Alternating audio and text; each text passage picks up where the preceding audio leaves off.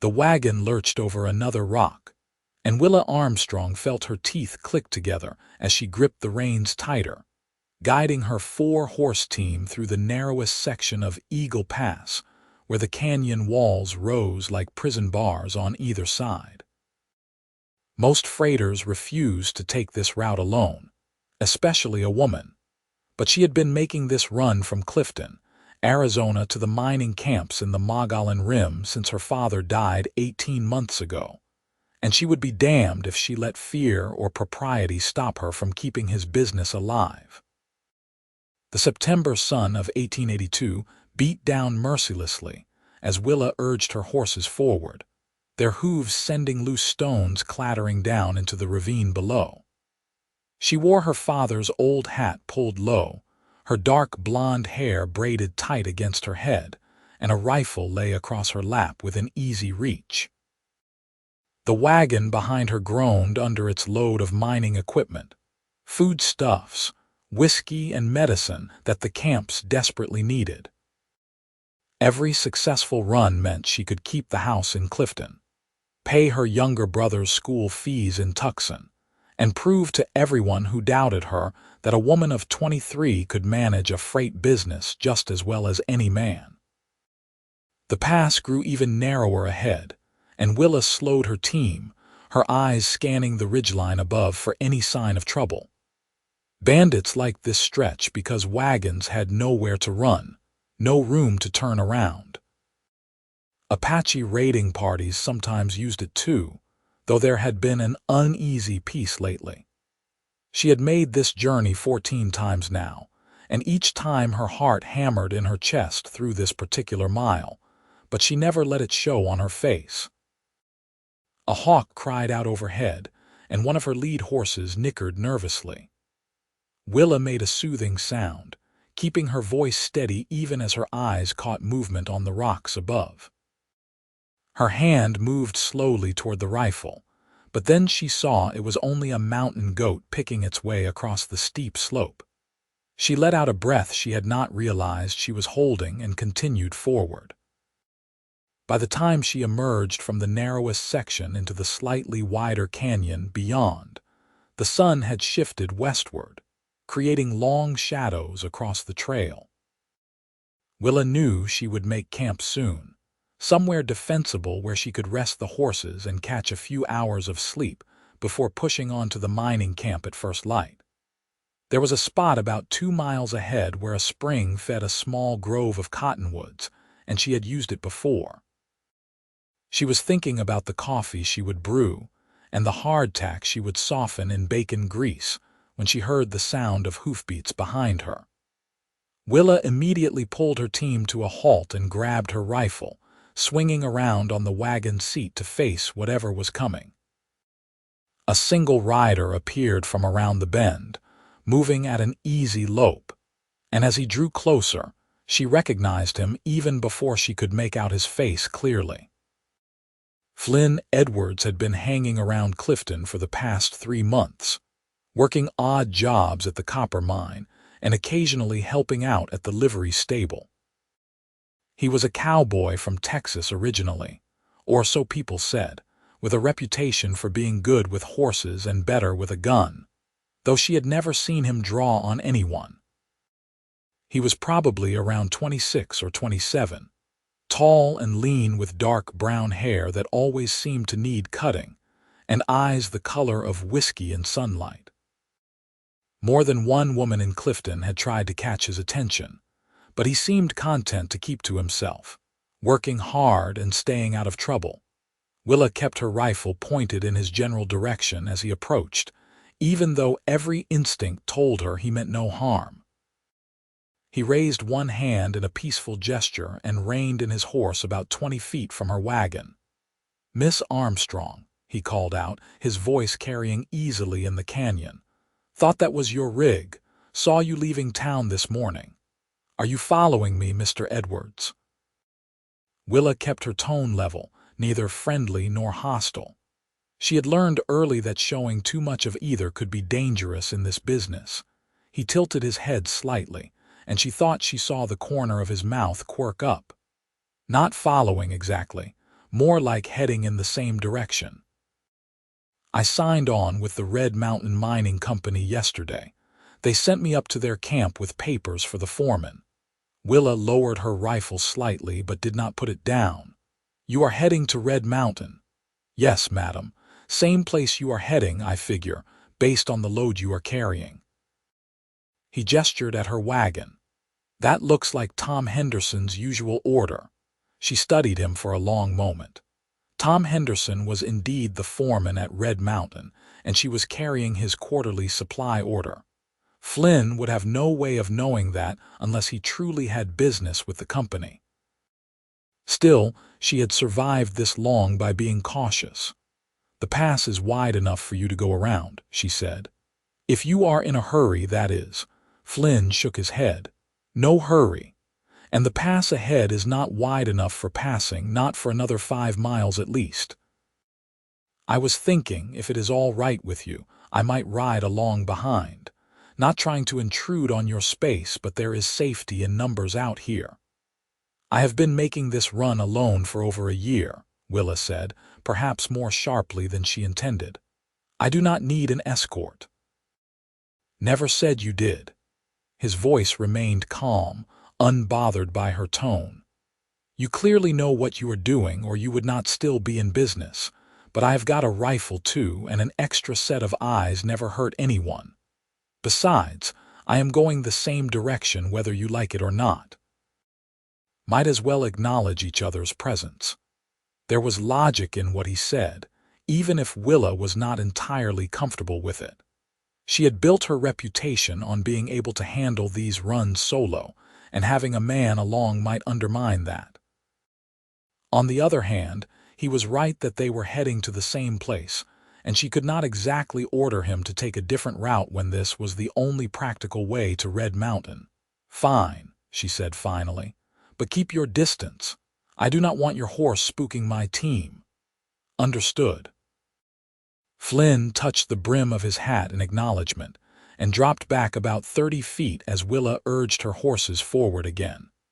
They traveled in silence for a while, the only sounds the creak of wagon wheels, the clop of hooves, and the occasional call of a bird. Willa tried to ignore Flynn's presence behind her, focusing instead on the trail ahead and the familiar rhythm of driving her team.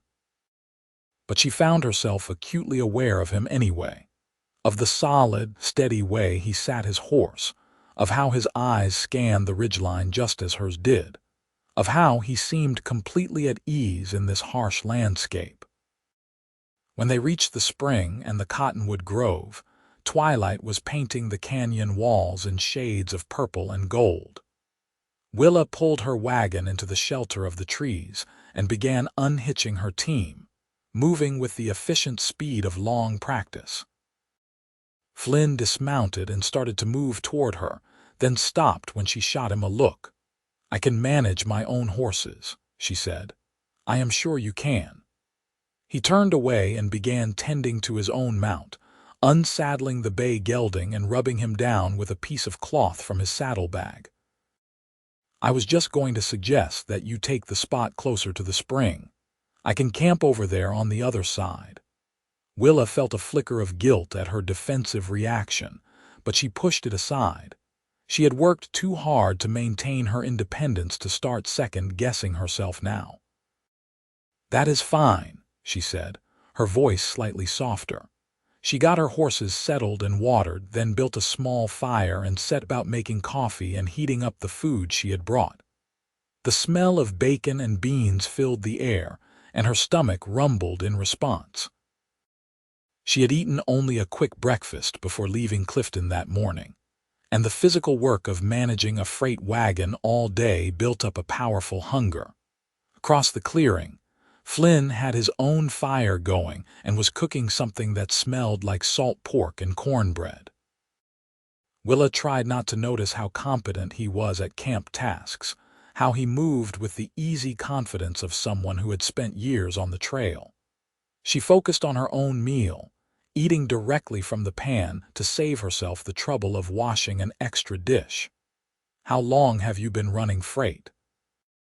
Flynn's voice carried across the clearing, not loud but clear enough to hear over the crackling of the fires. Willa debated not answering, but there seemed little point in being rude when they were sharing a campsite, however reluctantly on her part. "About 18 months, she said. "Since my father died. He had the business for 15 years before that. I heard about your father. People in town speak highly of him, say he was an honest man and a hard worker. He was." Willa felt the familiar tightness in her chest that always came when she thought about her father. "He taught me everything about the freight business. How to handle a team, how to load a wagon for balance, which routes to take in different weather. He wanted my brother to take over, but Samuel was only 16 when Pa died, and he had his heart set on becoming a lawyer. So I stepped in."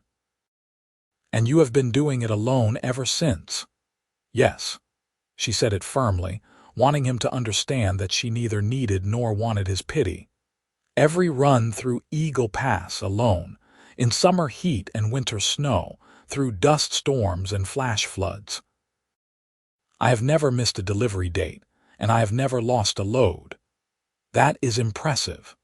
Flynn sounded like he meant it, which somehow made Willa more uncomfortable than if he had been patronizing. "This is not an easy route even for experienced freighters with full crews. Doing it solo takes real grit." Willa did not know how to respond to genuine praise, so she just nodded and finished her meal in silence.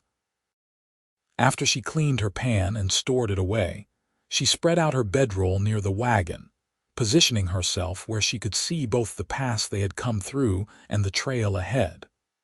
Old habits died hard, and she had learned to sleep lightly, one part of her mind always alert for danger.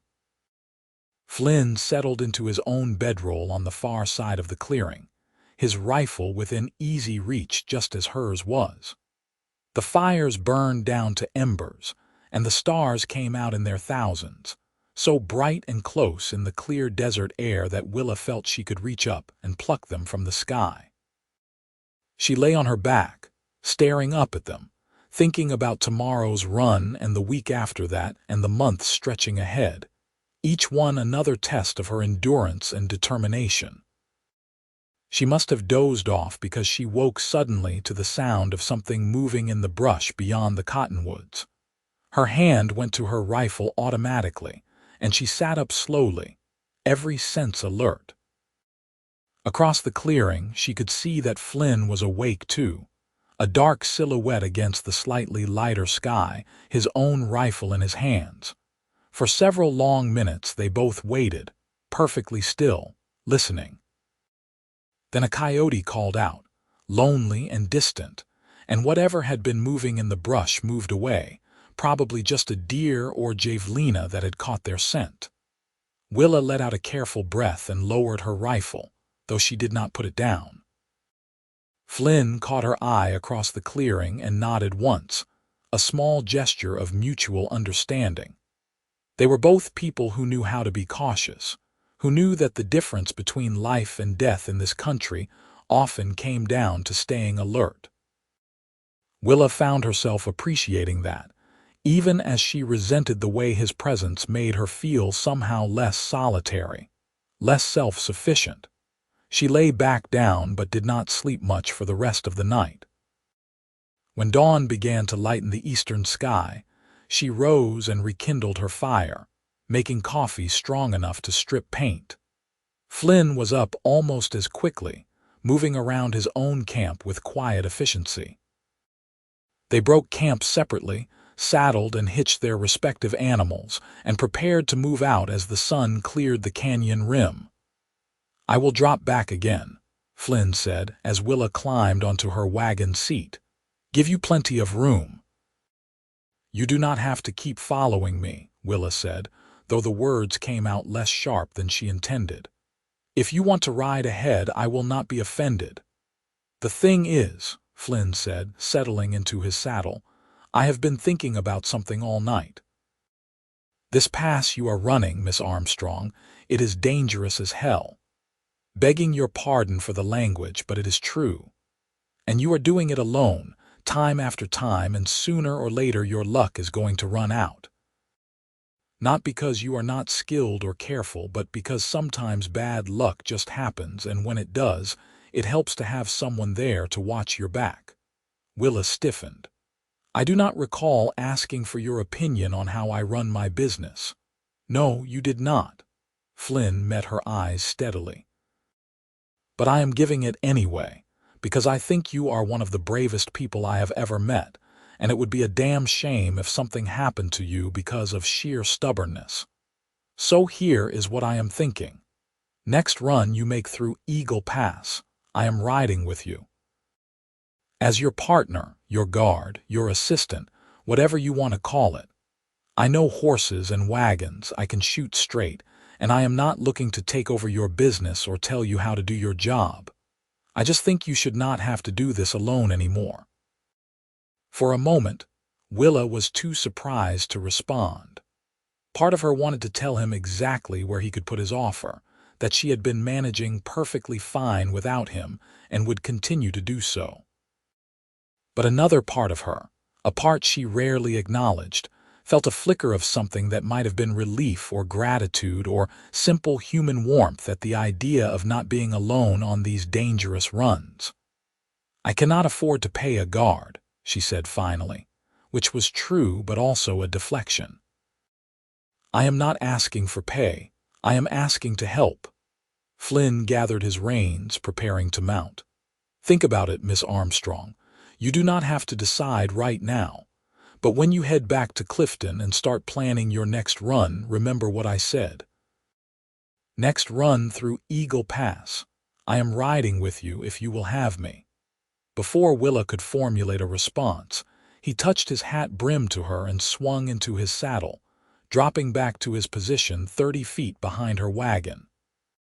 She sat there for a moment, his words echoing in her mind, then shook her head and urged her team forward. She had work to do, and wool gathering about some Cowboy's offer would not get it done. The rest of the journey to Red Mountain Camp passed without incident. The trail widened as they climbed out of the canyon, winding through pine forests that smelled of resin and earth. By mid-afternoon they reached the mining camp, a sprawling collection of tents, rough cabins, and mining equipment perched on a mountainside streaked with copper-bearing ore.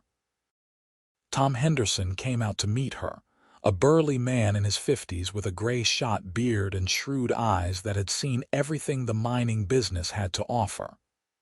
Willa, he greeted her warmly, using her first name as he always did. Right on time, as usual. Let us see what you have brought us. Willa spent the next hour overseeing the unloading of her wagon, checking off each item against her manifest, and making sure everything was accounted for. Flynn had disappeared into one of the offices with his paperwork, and she was grateful not to have to think about him or his unexpected offer while she worked. Henderson paid her in cash and gold dust, carefully measured and recorded in both their account books. You are becoming quite the legend, you know, he said as they concluded their business. The woman who is not afraid of Eagle Pass. People are starting to tell stories about you. I would rather they did not, Willa said dryly. Stories attract the wrong kind of attention. Maybe so, but you have earned the reputation. Your father would be proud. Henderson paused, then added more quietly, You know, Willa, there is no shame in taking on help. A lot of freight businesses run with teams. It does not make you less capable. Willa glanced at him sharply. Has someone been talking to you? Just making an observation. You have proven yourself 10 times over.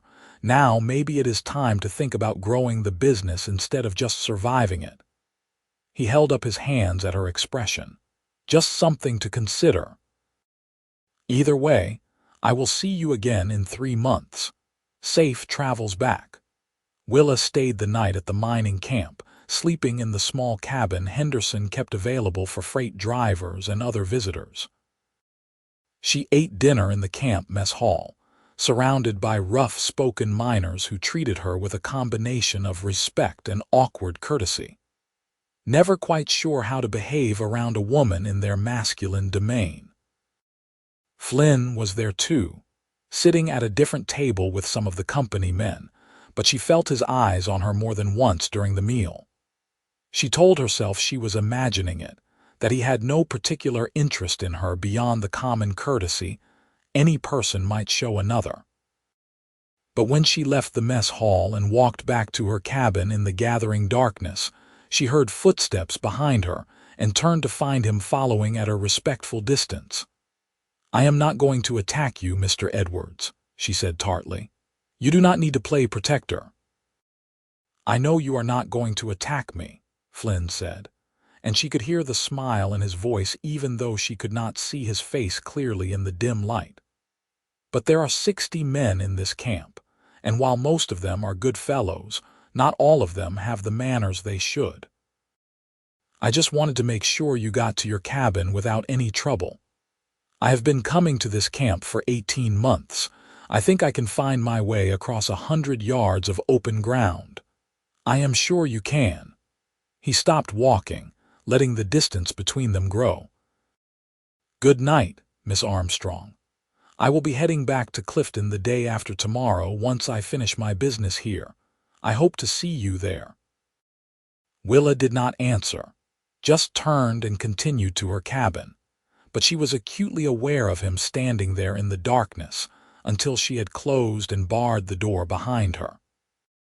She lay awake for a long time that night, listening to the sounds of the mining camp settling down for the evening, thinking about Flynn's offer and Henderson's words, and her own stubborn determination to prove she could do everything alone. The truth was, she was tired. Bone tired in a way that went beyond physical exhaustion. Every trip through Eagle Pass took something out of her. Every moment of hypervigilance, every night of broken sleep, every day of proving herself to skeptics and critics. She loved the work, loved the independence and the challenge and the satisfaction of building something with her own hands and will. But there were times, more and more frequently, when she wondered how long she could keep it up. She thought about her father, about how he had always said that strength was not just about being able to do hard things alone, but about knowing when to accept help. He had taught her to be self-reliant, yes, but also to recognize the value of partnership and community. She wondered what he would think of Flynn's offer, whether he would approve or whether he would share her concern that accepting help would be seen as weakness. The next morning, Willa loaded her wagon with copper ore concentrate that needed transport back to Clifton for processing and shipment. It was lighter than the supplies she had brought up, but valuable, and she would guard it just as carefully on the return journey. She said her goodbyes to Henderson and the miners she had come to know, then set out on the trail back toward Eagle Pass. She did not see Flynn before she left, and she told herself she was relieved. The return journey would give her time to think, to sort through her conflicted feelings about his offer and about him. Because if she was honest with herself, and Willa always tried to be honest at least in the privacy of her own thoughts, her resistance to Flynn's help was not entirely about maintaining her independence. Some of it was about the way her heart had jumped when he said he wanted to ride with her, the way she had found herself watching him across the campfire, the way his quiet competence and steady presence had made her feel things she had not allowed herself to feel in a very long time. Willa had not had time for romance since her father's death. There had been a boy back when she was 18, a sweet young ranch hand who had courted her properly and talked about marriage. But he had moved on to California before anything serious developed. Since then, she had been too busy building her business and supporting her brother to think about courtship or marriage or any of those things that other young women seemed to pursue so eagerly. But Flynn Edwards had gotten under her skin somehow, with his respectful manner and his genuine praise, and his matter-of-fact offer to help without expecting anything in return.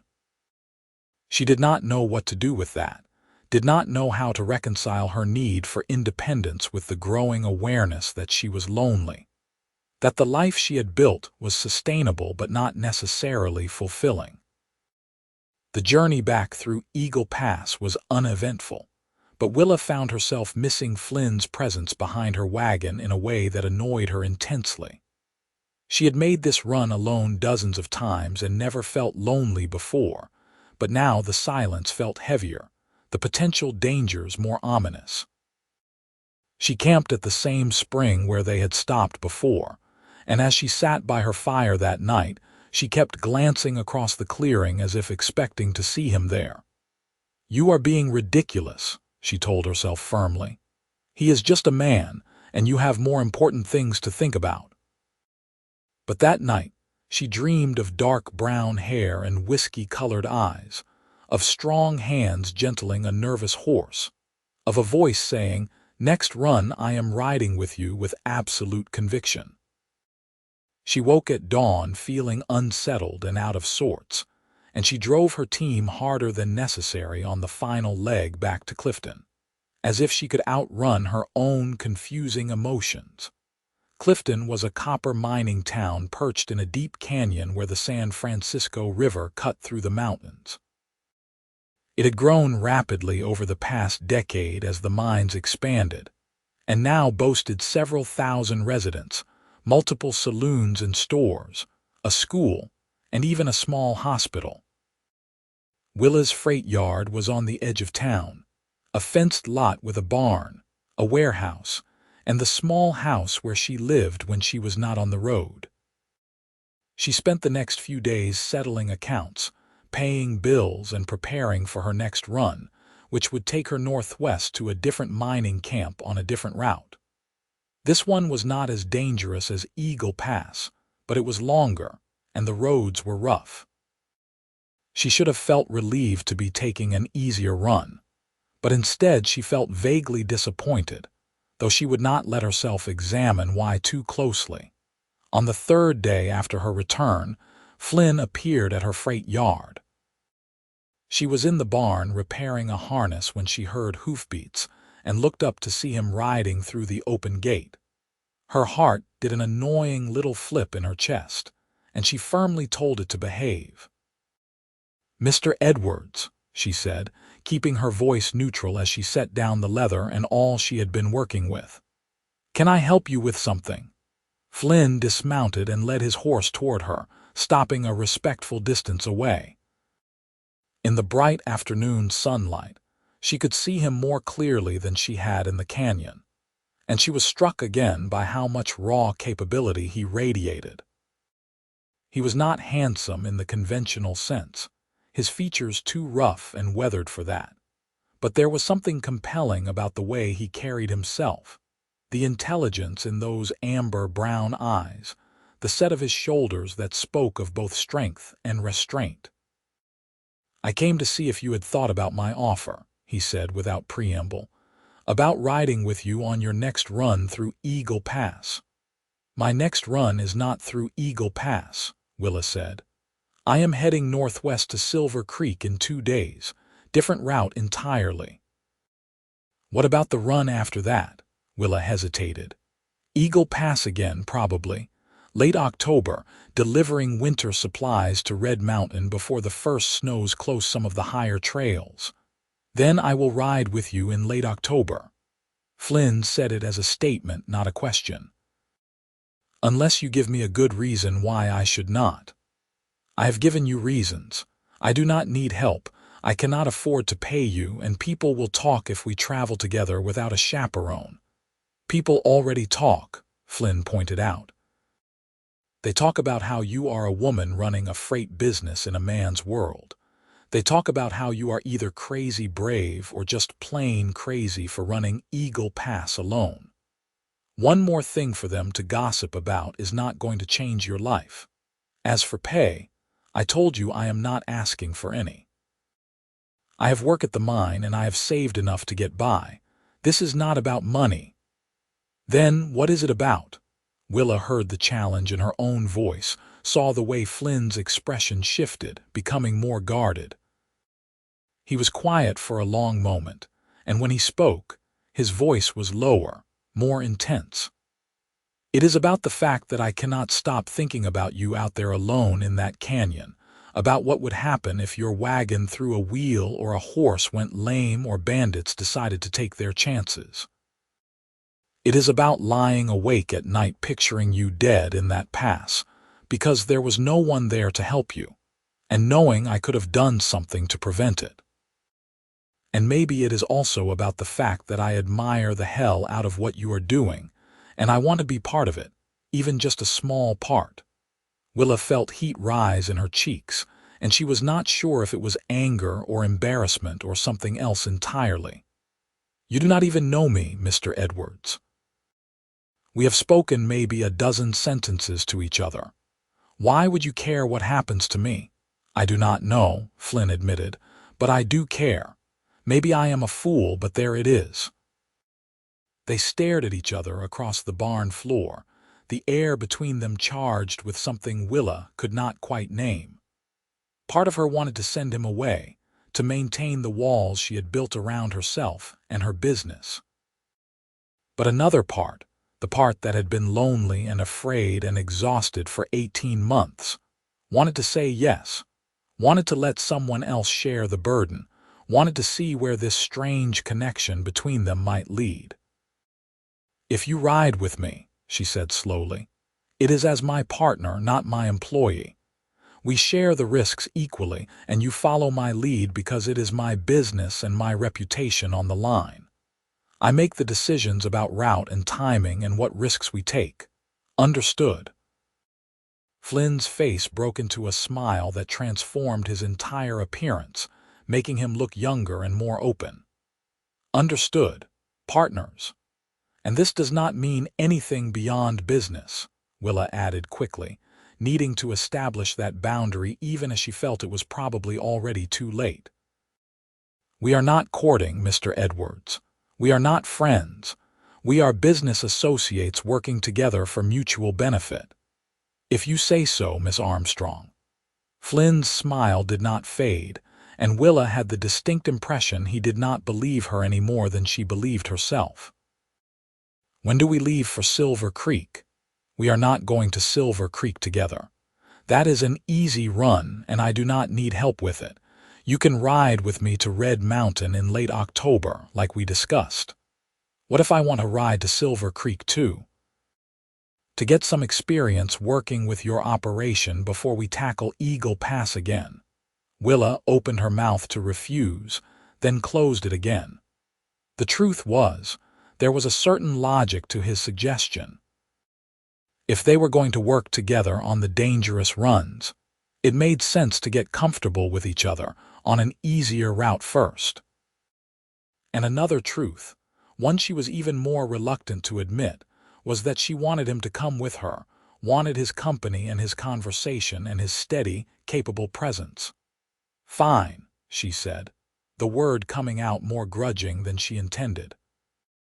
"But you provide your own food and gear, and if you slow me down or cause problems, you are going back to Clifton on your own." Clear, clear as crystal. Flynn extended his hand, and after a moment's hesitation, Willa took it. His grip was firm and warm, his palm calloused from hard work, and the contact sent an unexpected jolt of awareness through her. She pulled her hand back quickly, disconcerted by her own reaction. "We leave day after tomorrow, 2 hours past dawn," she said, turning back to her harness work to hide her confusion. "Do not be late. I will be here." Flynn mounted his horse, that smile still playing around his mouth. "Thank you, Miss Armstrong. I promise you will not regret this." Willa watched him ride out of her freight yard, and she already had a sinking feeling that she was going to regret it very much, though perhaps not in the way Flynn meant. She had opened a door, and she suspected it was not going to be easy to close it again. The next 2 days passed in a blur of preparation. Willa loaded her wagon with goods destined for Silver Creek, checked and rechecked her harnesses and wheels, and tried very hard not to think about the fact that Flynn Edwards would be riding with her. She told herself it was just business, just a practical arrangement that would make her runs safer and more efficient. She almost believed it until the morning they were due to leave, when Flynn showed up at her freight yard exactly on time, sitting easy on his bay gelding with his bedroll and saddlebags secured behind his saddle, and smiled at her in a way that made her heart do that annoying flip again. "Ready when you are, partner," he said, and Willa had to take a deep breath before she could respond with any degree of composure. "Let us get moving then. We have a lot of ground to cover." The trail to Silver Creek wound through high desert country, past saguaro cacti and ocotillo and stretches of creosote bush that shimmered in the heat. It was longer than the Eagle Pass route, but much less dangerous, with wide roads and several established camping spots along the way. Under normal circumstances, Willa would have made the trip in 3 days, camping twice along the route. Having Flynn along changed the rhythm of the journey in ways both subtle and profound. He rode sometimes ahead and sometimes behind, but often alongside her wagon when the trail was wide enough, and they fell into conversation more naturally than Willa would have expected. He told her about growing up on a ranch in Texas, about learning to break horses from his father and to read sign from a Comanche friend of the family, about drifting west after his parents died and working his way through New Mexico and into Arizona. "What brought you to Clifton?" Willa asked as they crossed a dry wash where flash floods had scoured the earth down to bedrock. "There are mines all over the territory. Why here?" Flynn was quiet for a moment, his eyes on the horizon. "Honestly, I heard about you. About the woman running freight alone through the most dangerous pass in the territory. I thought that was someone worth meeting." Willa felt her cheeks heat. "That is ridiculous. You came to Clifton because you heard gossip about a freight driver, not gossip. Admiration. The men I was working with in New Mexico, they talked about you like you were some kind of legend, the fearless woman of Eagle Pass. I figured anyone with that much courage and determination was probably interesting. Turns out I was right." "I am not a legend," Willa said firmly. "I am just someone doing what needs to be done to support my family and honor my father's memory.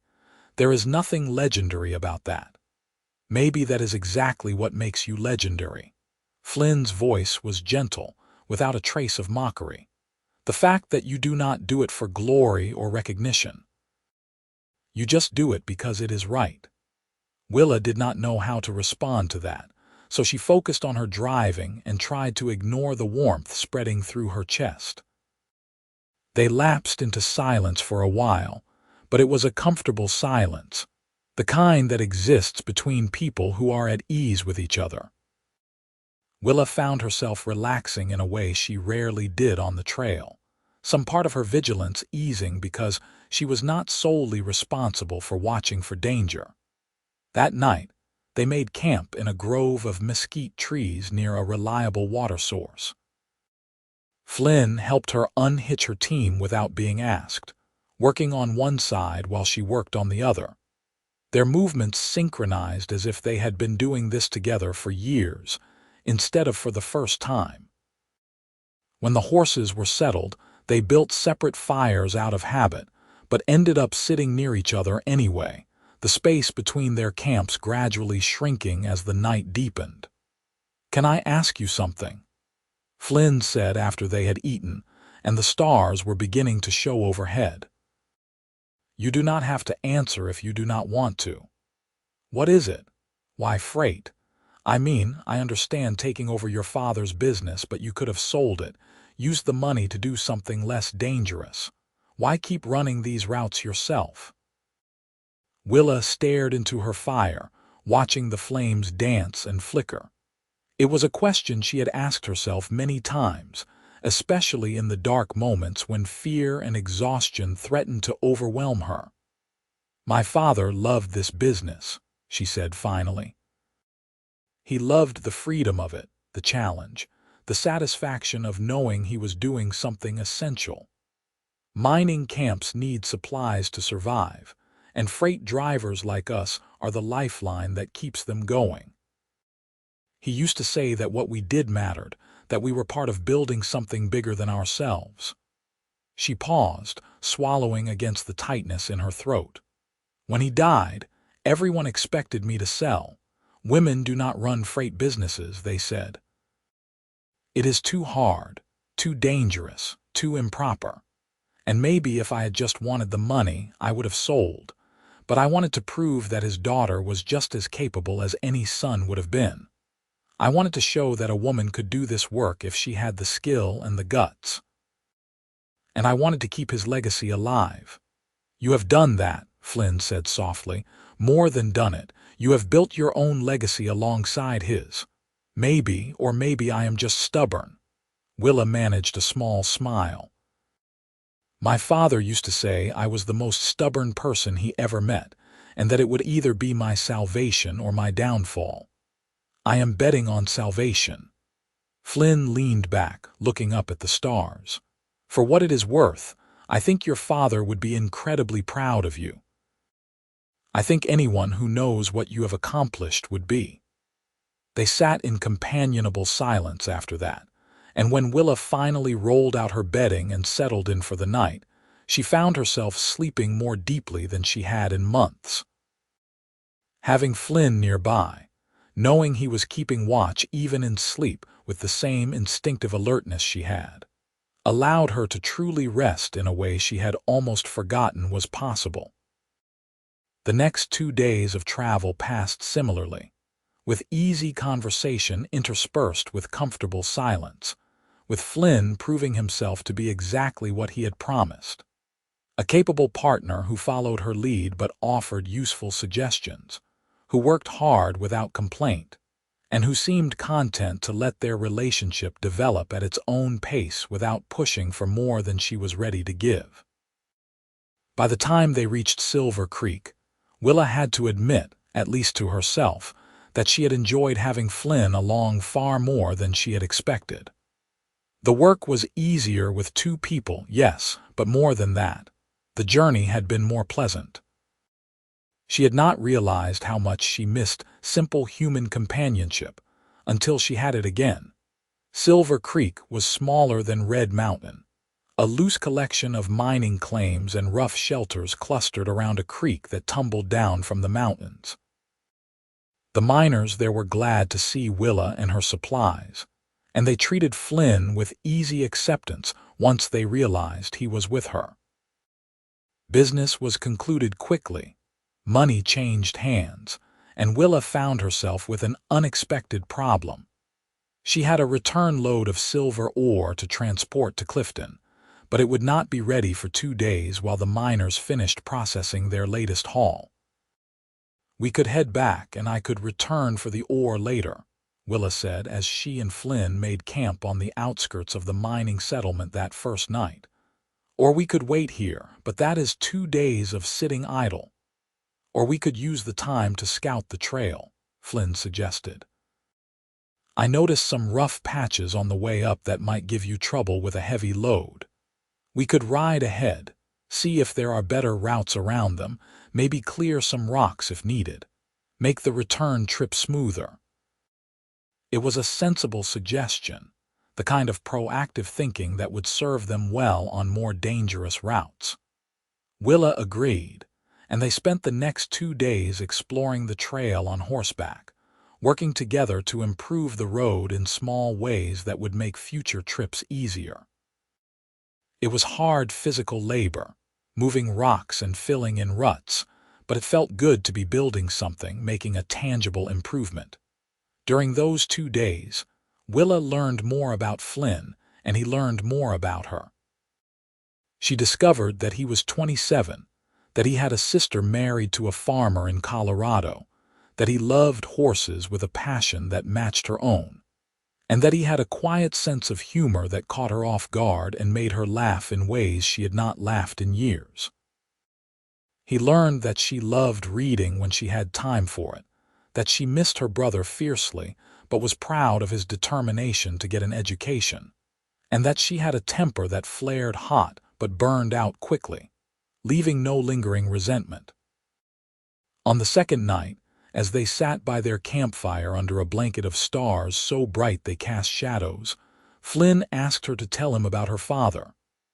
Willa found herself talking for hours, sharing stories she had not told anyone since his death, reliving memories both happy and sad.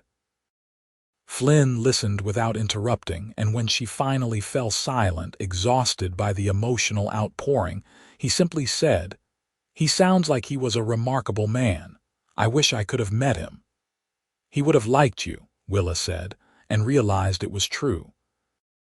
Her father had always valued competence and integrity, and Flynn had both in abundance. "I hope so." Flynn's eyes met hers across the fire, and something passed between them, something that made Willa's breath catch in her throat. "I hope he would have approved of me riding with his daughter."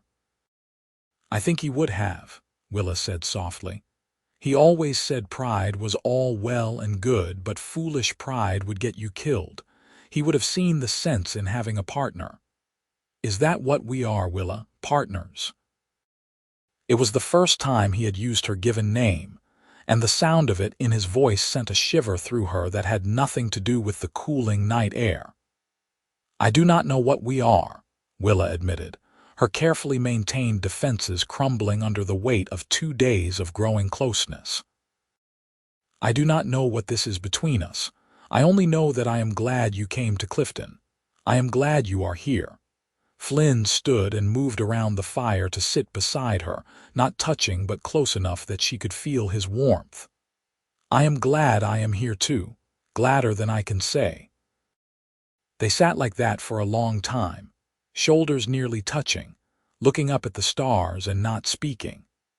But the silence was full of unspoken things, of possibility and promise, and the slow, careful building of something that neither of them wanted to rush, but both of them could feel growing. When they finally returned to Silver Creek and loaded up Willa's wagon with silver ore, the miners noticed the change in them, the easy way they moved together, the looks they exchanged when they thought no one was watching. An old prospector named Gus pulled Willa aside before she left and said, with a gap-toothed grin, "That is a good man you got there, Miss Willa. You hold on to him." "He is not my man," Willa protested, but Gus just laughed. "If you say so. But I have been around long enough to know what I am seeing. Mark my words, you two are going to make a good team in more ways than one." The journey back to Clifton felt shorter somehow, even with the heavy load of ore. Willa and Flynn traveled side by side whenever the trail allowed, their conversation flowing easily, their silences comfortable. They were still careful with each other, still respectful of boundaries, but those boundaries were shifting, becoming more permeable with each passing hour. When they finally rolled into Clifton 5 days after leaving Silver Creek, Willa felt a strange mix of relief and disappointment. Relief to be home, to have completed another successful run, but disappointment that the journey was over, that the bubble of intimacy they had built on the trail would now have to contend with the reality of daily life in town. Flynn helped her unload the ore and settle her team, and when the work was done, he stood in her freight yard looking uncertain for the first time since she had met him. "I suppose I should get going," he said. "Let you rest. You have earned it. When do you work next at the mine?" Willa asked, not wanting him to leave but not knowing how to ask him to stay. "Not until the day after tomorrow. They have me on a rotating schedule, 3 days on, 2 days off. Would you like to have dinner tomorrow?" The words came out before Willa could second-guess them. "A proper dinner, I mean, at my house, to thank you for your help on the Silver Creek run." Flynn's face lit up. "I would like that very much." 7 o'clock, Willa said, her heart pounding. "Do not be late." "Would not dream of it, partner." Flynn touched his hat brim in his characteristic gesture, mounted his horse, and rode away, leaving Willa standing in her freight yard with butterflies in her stomach and a smile she could not quite suppress. The next day passed in a flurry of activity as Willa cleaned her house, baked bread, and prepared a meal far more elaborate than anything she usually bothered with. She told herself she was just being a good hostess, that she owed Flynn a decent meal after his help on the trail, but she knew she was lying to herself. This was not about obligation. This was about wanting to see him, to continue what had started between them on the road to Silver Creek. Flynn arrived exactly at 7, cleaned up and wearing clothes that, while still rough and practical, were clearly his best. He had even trimmed his hair and shaved, and the sight of him standing at her door made Willa's mouth go dry. "Come in," she managed, stepping aside to let him enter her small but tidy house. Dinner was both wonderful and agonizing. The food turned out well, and Flynn praised everything lavishly, but the real magic was in the conversation. Without the work of the trail to occupy them, they focused entirely on each other, asking questions and sharing stories, laughing and debating and discovering all the small details that turn acquaintances into friends and friends into something more. After they ate, they sat on Willa's small porch watching the stars come out, and Flynn said quietly, "Thank you for inviting me. This has been one of the best evenings I can remember in a long time. For me too." Willa looked at him in the dim light spilling from her windows. "Flynn, I need to be honest with you about something. All right." His voice was cautious but not afraid. "When you first offered to ride with me, I was angry. I felt like you were questioning my abilities, like you saw me as some damsel in distress who needed rescuing. But these past few weeks, I have realized that is not what you were doing at all. You saw a dangerous situation, and you wanted to help, not because you thought I was weak, but because you are the kind of person who helps when they can. And I think maybe I was so determined to prove I did not need anyone that I forgot how good it could be to let someone in." Flynn reached out slowly, giving her time to pull away, and took her hand. "Willa, you are one of the strongest people I have ever met. Nothing about accepting help changes that. If anything, being strong enough to be vulnerable, to let someone see you as a person and not just as this fearless legend, that takes even more courage." "I am scared," Willa admitted, her voice barely above a whisper. "I am scared of what I am feeling. I have worked so hard to build this business, to prove myself, and I am afraid that if I let you in completely, if I let this be what I think it might be becoming, I will lose myself somehow. That people will stop seeing me as Willa Armstrong, freight driver, and start seeing me as some man's woman.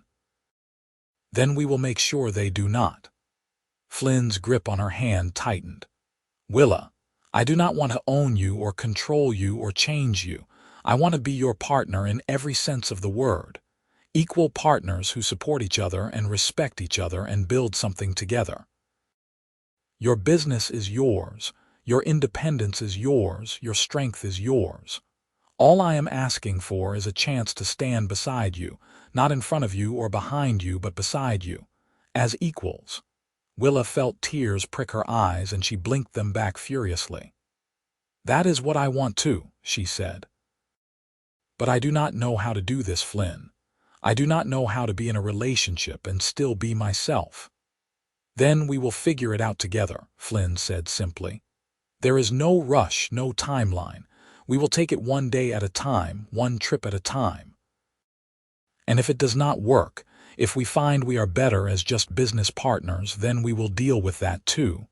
But I think we owe it to ourselves to try. Do not you?" "Yes." The word came out firm and sure, and Willa felt something in her chest loosen, some knot of fear and resistance finally releasing. "Yes, I think we should try." Flynn raised her hand to his lips and kissed it, a gesture so old-fashioned and courtly that it made Willa's heart turn over. "Thank you for taking a chance on me," he said. They sat together on the porch long into the night, talking and planning and simply being together. And when Flynn finally left, promising to see her soon, Willa went inside feeling lighter and happier than she had felt since before her father died. The next 6 weeks passed in a blur of work and growing closeness. Flynn continued his job at the mine, but he spent his free time at Willa's freight yard, learning every aspect of her business and making himself genuinely useful. They took 2 more runs together, both to easier destinations than Eagle Pass, and each trip confirmed what they had both begun to suspect. They made an excellent team, but more than that, they were falling in love. It happened gradually, in small moments and shared experiences, in the way Flynn always made sure Willa had coffee in the morning, and the way Willa saved the best pieces of meat for Flynn at dinner.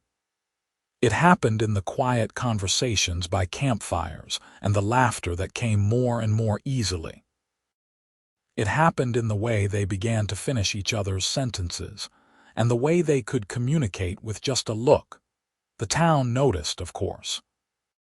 Clifton was small enough that everyone knew everyone else's business, and the sight of Flynn Edwards spending so much time at Willa Armstrong's freight yard did not go unnoticed. Some people disapproved, thinking it improper for an unmarried woman to spend so much time alone with a man. Others were delighted, hoping for a romance. But most people, especially those who knew Willa and respected her, were simply pleased to see her happy. In late October, Willa began preparing for her next run to Red Mountain through Eagle Pass. The nights were getting cold now, and she needed to deliver winter supplies before the first snows made the higher elevations impassable. This would be the real test, the dangerous run that had prompted Flynn's initial offer to ride with her. "Are you nervous?" Flynn asked the night before they were due to leave. They were in Willa's barn, checking harnesses and gear one final time, and his question made her pause. "Yes," Willa admitted. "Every time I go through Eagle Pass, I am nervous." Anyone who says they are not afraid in that canyon is either lying or foolish. But the fear keeps me sharp, keeps me alert. It is when you stop being afraid that you get careless. "I am nervous too," Flynn said. "Not for myself so much, but for you. I know you have done this a dozen times successfully, but the thought of anything happening to you turns my blood cold." Willa set down the harness she was holding and turned to face him fully. "Flynn, I need you to promise me something. If there is trouble tomorrow, if we run into bandits or anything else, you will not do anything foolish trying to protect me. We protect each other equally. I am not some fragile thing that needs to be shielded. Understood? Understood." Flynn moved closer, and Willa's breath caught as he reached out to cup her face gently. "But you need to understand something too. I love you, Willa Armstrong. I have probably loved you since that first night by the spring when I watched you check your rifle and scan the ridgeline with the same sharp awareness I was feeling. I love your strength and your courage and your stubborn independence and the way you never give up on anything you believe in. So yes, I will treat you as an equal partner, but I cannot promise not to put myself between you and danger if that is what the moment calls for, because that is what you do when you love someone." It was the first time either of them had spoken the words, and they hung in the air between them, precious and fragile and utterly true. Willa felt her eyes fill with tears, and this time she did not try to hide them. "I love you too," she whispered. "I did not want to, I tried not to, but I do. I love you, Flynn Edwards."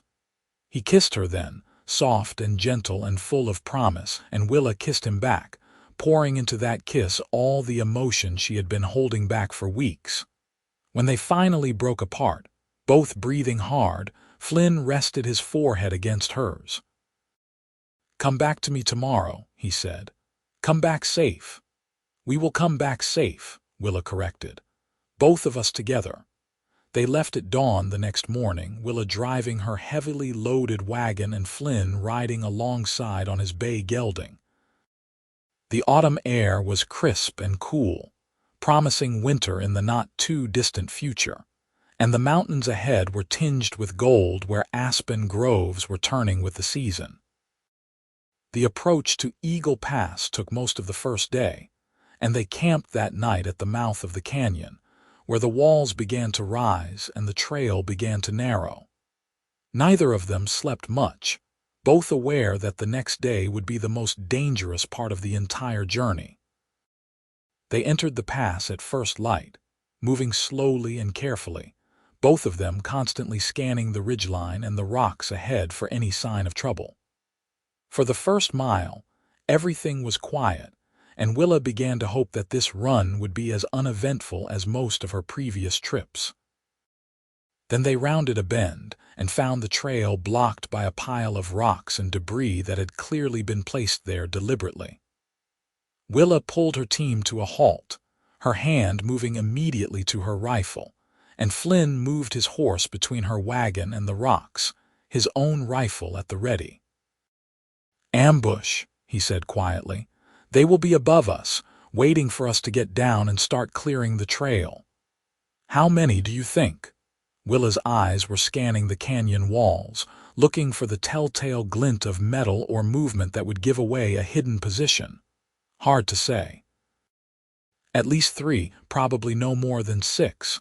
More than that and they would have rushed us already." Flynn's voice was calm, his hand steady on his rifle. "What do you want to do? We cannot go back, and we cannot go forward with the trail blocked. We need to clear those rocks, but you are right that they are probably waiting for us to dismount." Willa thought quickly, her mind racing through options. "What if you take your horse and ride up that side gully there? It looks like it leads to the top of the ridge. You could come around behind them while I stay here and draw their fire." "Absolutely not," Flynn said flatly. "You are not using yourself as bait." "Do you have a better idea?" Willa shot back. "Because I am open to suggestions." Before Flynn could answer, a voice called out from above, echoing off the canyon walls. "You folks are going to want to step down from that wagon and walk away from the horses. Do that, and nobody needs to get hurt." Willa and Flynn exchanged a quick glance, and then Willa called back. "We are not leaving our wagon. You want what we are carrying, you will have to take it." There was a pause, and then the voice said, more menacing now, "Lady, I do not want to shoot a woman, but I will if you make me." "You got 5 seconds to decide." "They are bluffing," Flynn said quietly. "If they were going to shoot, they would have already."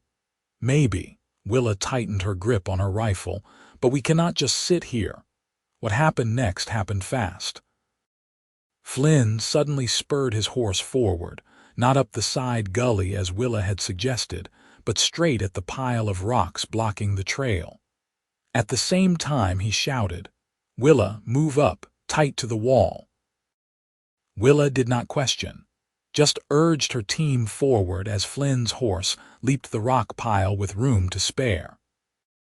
Shots rang out from above, the crack of rifles echoing deafeningly in the narrow space. But Flynn was already past the blockade and riding hard up the canyon, drawing the bandits' fire with him. Willa brought her wagon as close to the canyon wall as she dared, making herself a harder target from above, and grabbed her rifle. She saw movement on the ridge above where Flynn had disappeared, and she fired, not to hit anyone necessarily, but to make the bandits think twice about exposing themselves. More shots, and then she heard Flynn's voice, hard and commanding, from somewhere above. "Drop your weapons now, or the next shot goes through someone's head instead of over it." There was a long, tense silence, and then the clatter of rifles being thrown down. Willa waited, every muscle tense, until Flynn appeared on the trail ahead, herding 3 men in front of him. They were rough-looking characters, the kind of drifters and petty criminals that plagued the territory's more remote areas, and they looked sullen and angry at being caught. "Tie them up," Flynn called down to Willa. "I've got them covered, but I want them secured before we figure out what to do with them." Willa climbed down from her wagon, rope in hand, and approached the three bandits warily. They glared at her but did not resist as she tied their hands behind their backs, working quickly and efficiently with knots her father had taught her years ago. When all three were secured, Flynn dismounted and came to stand beside her, his rifle still trained on the prisoners. "Nice shooting," he said to Willa. "You kept their heads down long enough for me to get around behind them." "That was reckless," Willa said, her voice shaking slightly now that the immediate danger had passed. "You could have been killed. So could you if I had not drawn their fire." Flynn's eyes met hers, and she saw he was just as shaken as she was, though he was hiding it better. "I thought we agreed to protect each other equally." "We did, but charging directly at an ambush was not exactly what I had in mind." "It worked, did not it?" Flynn managed a shaky smile. "Besides, I know you would have done the same thing if the positions were reversed." Willa wanted to argue, but she could not, because he was right. She would have done exactly the same thing to protect him. They decided to march the three bandits back to Clifton, rather than risk turning them loose or trying to take them forward through the pass. It meant a delay in her delivery schedule, but it also meant these particular criminals would not be able to prey on other travelers. Flynn tied the bandits together in a line and led them behind Willa's wagon as they carefully made their way back out of the canyon. The return to Clifton took 2 days, and when they arrived at the sheriff's office with their prisoners, they caused quite a sensation. The sheriff, a grizzled veteran named Jake Morrison, took custody of the 3 men and listened to Willa and Flynn's account of the ambush with growing approval. "You two did good work," Morrison said when they finished.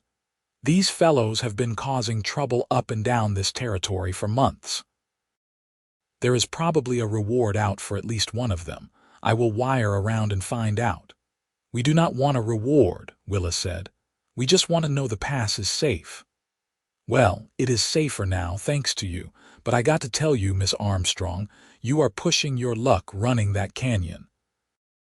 Sooner or later, you are going to run into something you cannot handle."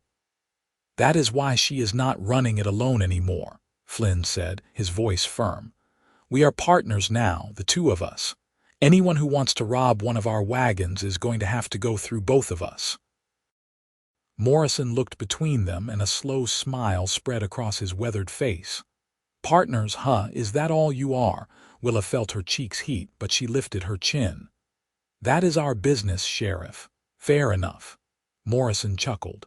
"Either way, I am glad you are watching out for each other. This country needs more people like you." They stayed in Clifton just long enough to rest the horses and resupply, and then they headed back to Eagle Pass to complete their original run to Red Mountain. This time, with the bandits in custody and the rock blockade cleared, the journey was uneventful, and they made it to the mining camp without incident. Tom Henderson greeted them with his usual warmth, and when he saw them arrive together, he pulled Willa aside with a knowing look.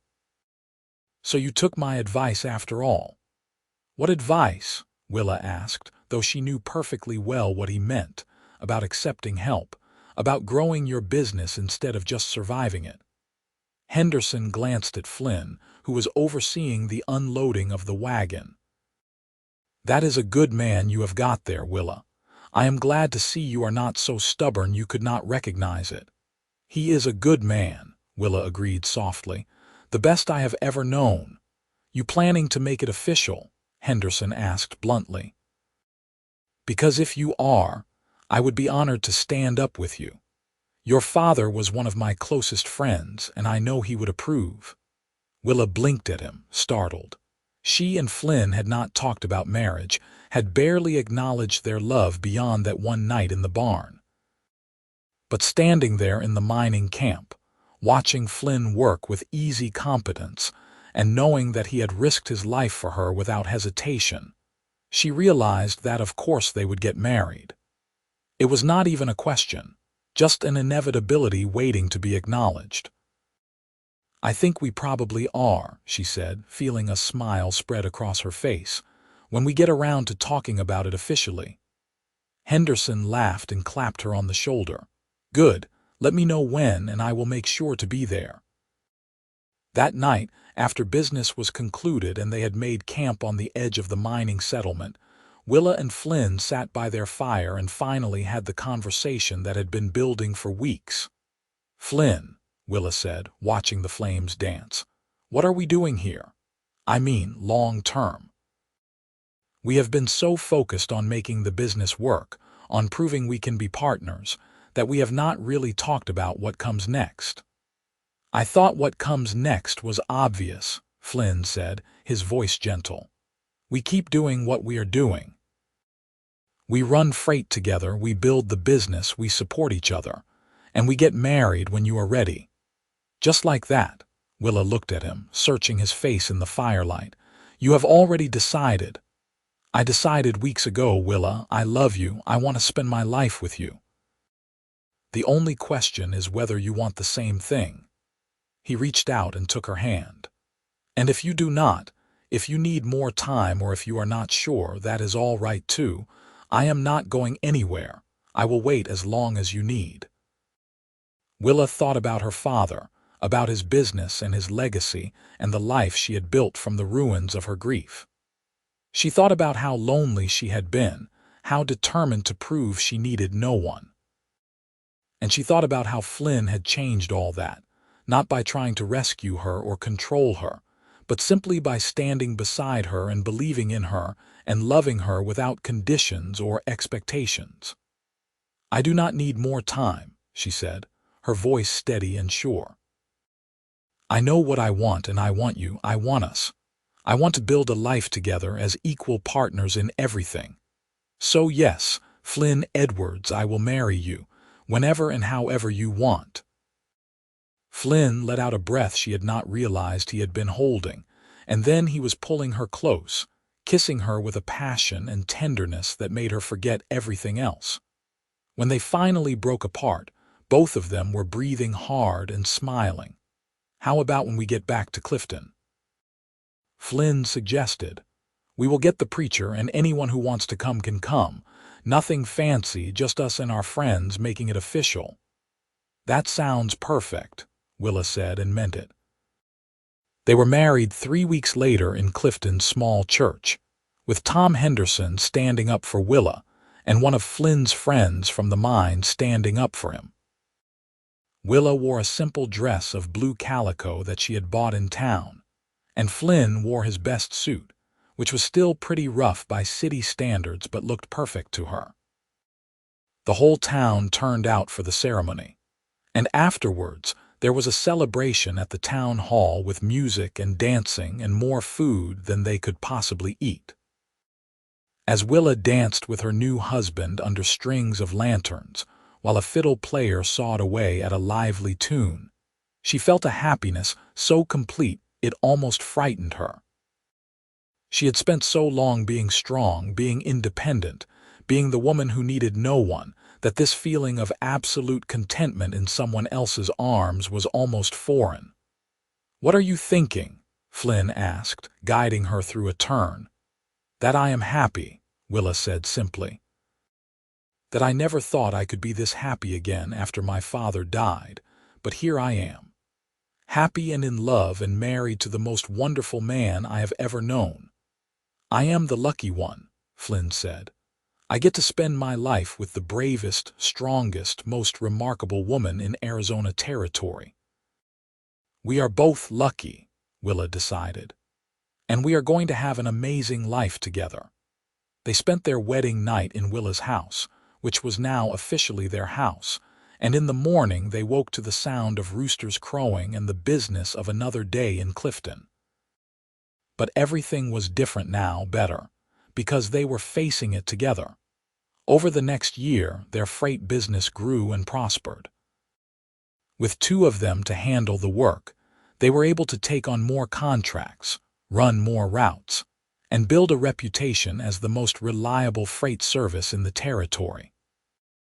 They hired 2 additional drivers to handle some of the easier runs, which allowed them to focus on the more challenging and profitable routes like Eagle Pass. They continued to run Eagle Pass together several times a year, and each time they did, Willa remembered that first trip when Flynn had ridden behind her wagon, and she had been so determined to prove she did not need help. It seemed like a lifetime ago now, that fierce, lonely woman who would not accept even the offer of partnership. She was still fierce, still strong, still independent, but she had learned that letting someone in did not diminish her strength. If anything, it amplified it, because she and Flynn were stronger together than either of them could ever be alone. In the spring of 1884, Willa discovered she was pregnant. The news filled her with a mix of joy and terror, because she had no idea how to be a mother while still running a freight business. But Flynn just smiled and said they would figure it out together, the same way they had figured out everything else. Their son was born in late October, a healthy baby boy with his father's brown eyes and his mother's determined chin. They named him James, after Willa's father, and from the moment he was placed in her arms, Willa understood a whole new dimension of love.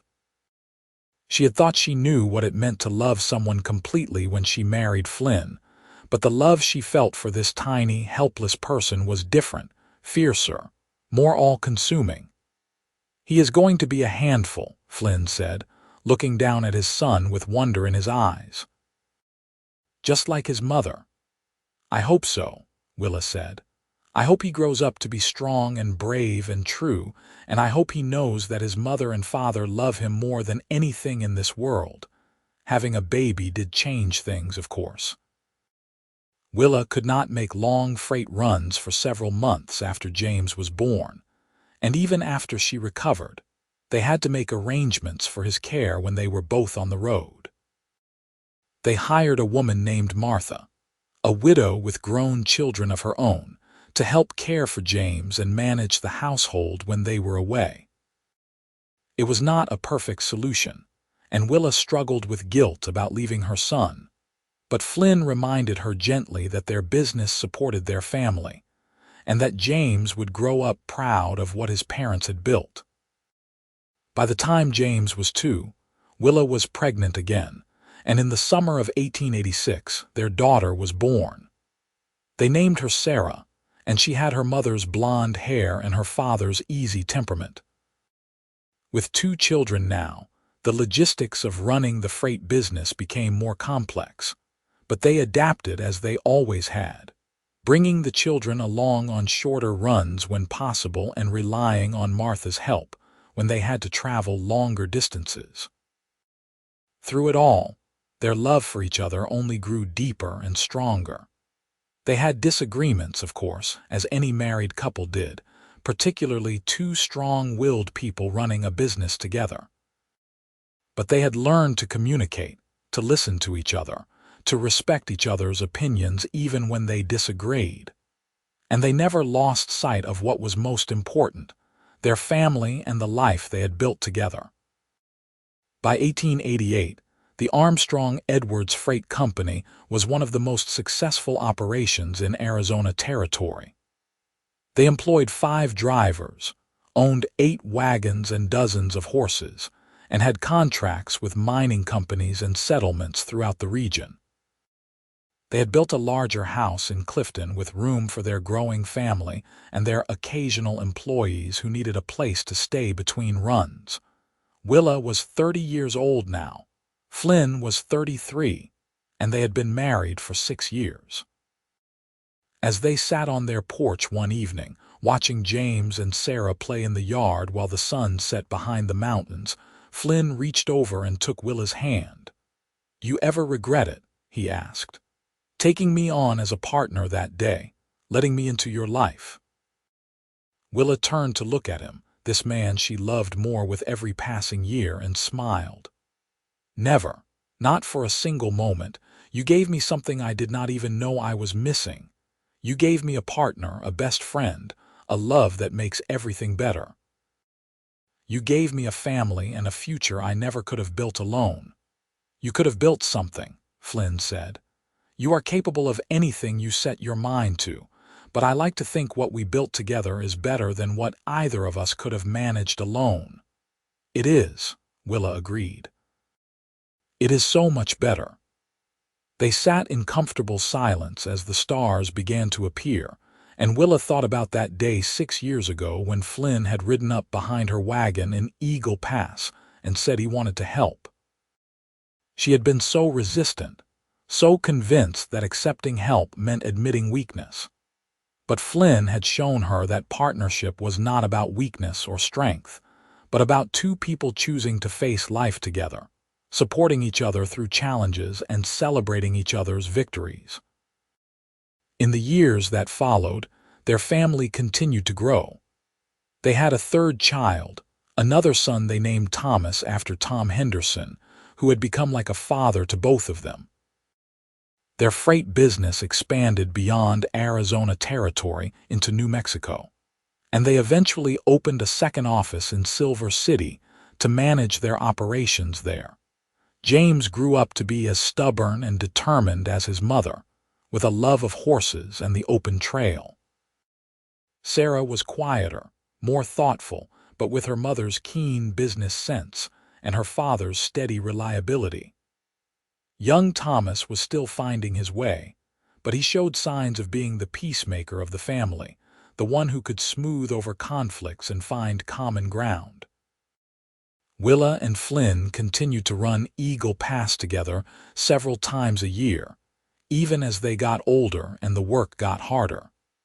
It had become something of a tradition for them, a way of honoring where their partnership had begun. They would load up a wagon, just the two of them, and make the dangerous run through the canyon.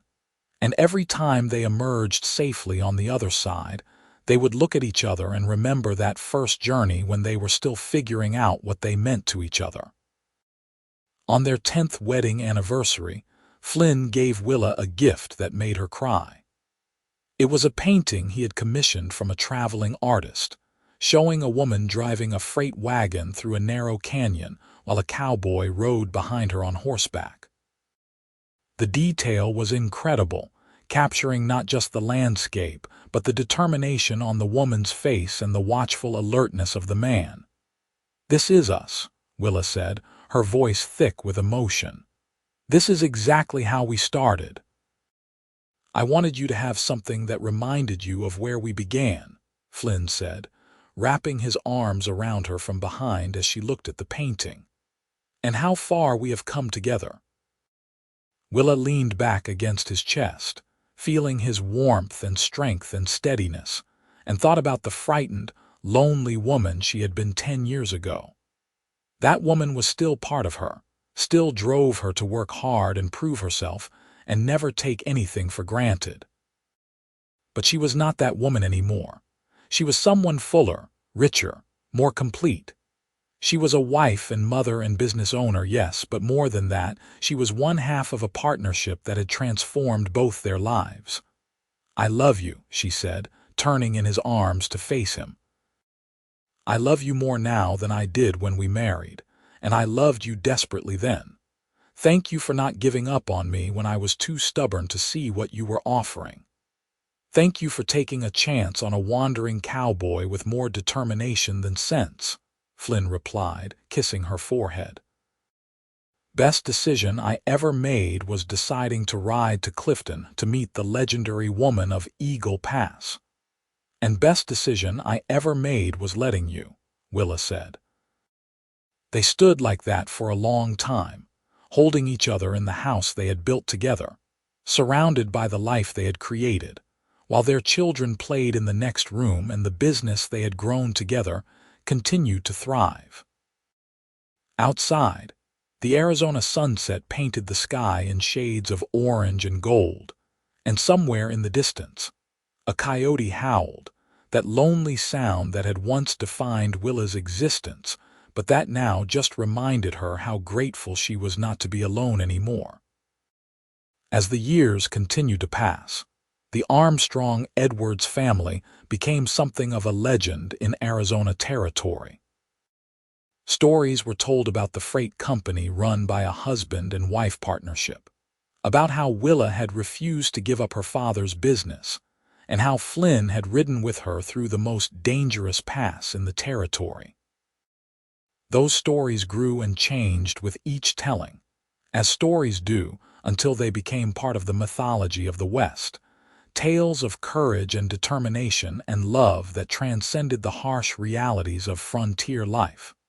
But for Willa and Flynn, the reality was better than any story.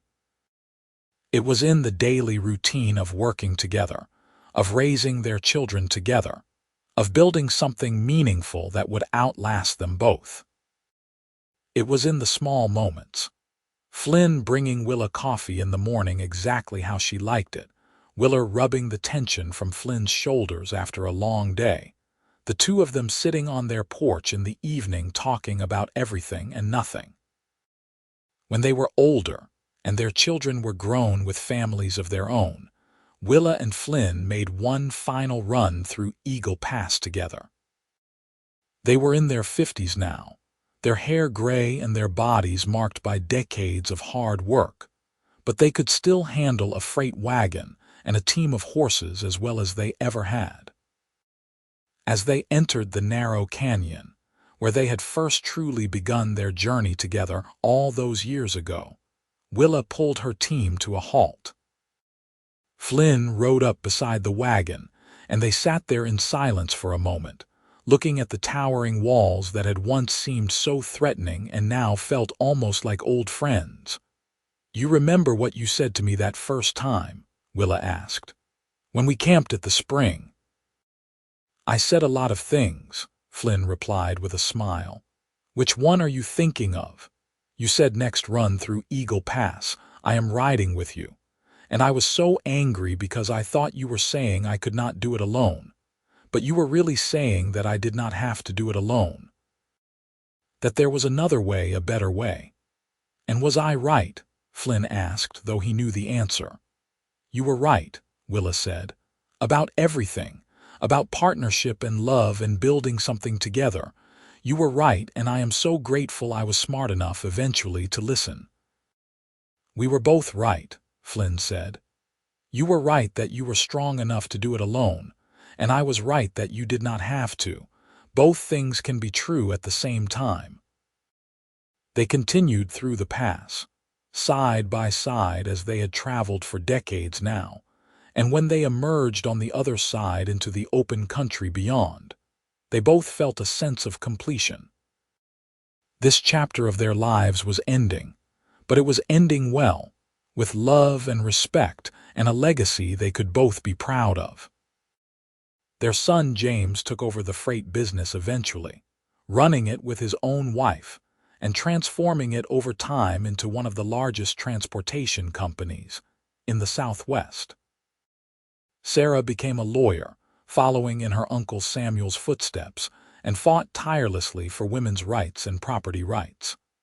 Thomas became a teacher, educating a generation of young people in the growing towns and cities of the territory. All three children grew up knowing the story of how their parents met, how their father had offered to ride with their mother through the most dangerous pass in Arizona territory, how their mother had been strong enough to accept that offer without feeling it diminished her own strength. And they all learned from that story in different ways what it meant to be both independent and connected, both self-reliant and willing to accept help, both strong individually and stronger together. Willa and Flynn lived to see Arizona become a state in 1912, and they celebrated that milestone surrounded by children and grandchildren and great-grandchildren, all of them the product of a love that had started with a simple offer of partnership on a dangerous trail. In their final years, when they were too old to work but still sharp in mind and body, they would sit on their porch and tell stories to their grandchildren about the old days, about freight wagons and mining camps and narrow canyons where bandits waited to ambush the unwary. And always at the heart of those stories was the truth of their love, of how two people had found each other in the wilderness and built something beautiful together. Flynn died first, peacefully in his sleep at the age of 79, and Willa followed him less than a year later, as if she could not bear to be without her partner for very long. They were buried side by side in the Clifton Cemetery, their headstones simple but bearing an inscription that told their story in just a few words. Willa Armstrong Edwards, 1859–1938.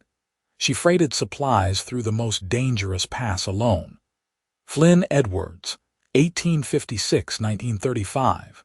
He rode with her. Their descendants continued to tell their story for generations, and it became part of the history of Arizona. A tale of the Old West that captured something essential about courage and love and the power of partnership. Books were written about them, and eventually a museum in Clifton displayed photographs and artifacts from their freight business, including that painting Flynn had commissioned for their 10th anniversary, showing a woman driving a wagon and a man riding behind her on horseback. But the true legacy of Willa and Flynn was not in the stories or the museum exhibits, or even in the successful business they had built. It was in the example they had set of two people who had chosen to face life's challenges together, who had respected each other's strengths and supported each other's weaknesses, who had built a love that was both fierce and gentle, both passionate and steady. They had shown that accepting help did not make you weak, that partnership did not diminish independence, that love could be both wild and domestic, both an adventure and a refuge. They had proven that the best way to honor the past was to build a future, and that the strongest structures were built by two people working side by side, each bringing their own gifts and creating something greater than the sum of their parts. And somewhere, in the narrow canyon called Eagle Pass, where the walls rose like prison bars and the trail was barely wide enough for a wagon, their spirits lingered. Not as ghosts, but as memories, as inspiration, as a reminder that sometimes the most dangerous journeys lead to the most beautiful destinations, and that the simple offer to ride together can change everything. The pass is still there, though it has been widened now and paved, and freight trucks use it instead of horse-drawn wagons. But on quiet nights when the wind blows through the canyon just right, old-timers swear they can still hear the creak of wagon wheels and the clip-clop of hooves, and they smile, remembering the story of the woman who refused to give up and the cowboy who refused to let her face danger alone. It was a love story, yes, but more than that. It was a story about what it means to be truly strong, truly independent, and truly together. It was a story about the American West, about the hard men and harder women who built something from nothing in a harsh and unforgiving land. But most of all, it was a story about two people who found each other in the wilderness and held on tight, building a life and a love that would outlast the mountains themselves. Willa had been right to be afraid, all those years ago when she first felt her defenses crumbling in the face of Flynn's steady affection. Love did change things, did transform her in ways she could never have predicted. But it did not diminish her or weaken her or take away any of the strength she had fought so hard to build. Instead, it amplified everything good about her, giving her courage new dimension and her determination new purpose. And Flynn had been right too when he said that next run he was riding with her. He had ridden with her through Eagle Pass that day, yes, but more than that, he had ridden with her through life, through joy and sorrow, through success and setback, through all the long years that followed. He had kept his promise in ways neither of them could have imagined that first night by the spring when he made his simple offer, They had built something remarkable together, those two. A business, yes, and a family, and a legacy that would endure long after they were gone. But more than any of that, they had built a partnership based on mutual respect, absolute trust, and abiding love. They had shown that two strong people could come together without either losing themselves, that independence and connection were not opposites, but complements, that the best way forward was often side by side. Their story ended, as all stories must, with death and farewell, and the bittersweet ache of a life well lived. But the ending was not sad, because they had lived fully and loved deeply and left the world better than they found it. They had raised children who understood the value of partnership and passed that understanding to their own children. They had built a business that provided jobs and opportunities for hundreds of people over the decades. They had faced danger together and emerged stronger. Most importantly, they had proven that the greatest adventures are not the ones we face alone, no matter how brave we are, but the ones we choose to share with someone who sees us, truly sees us, and decides to walk beside us anyway. They had shown that saying yes to partnership, to love, to vulnerability, was not weakness but the greatest strength of all.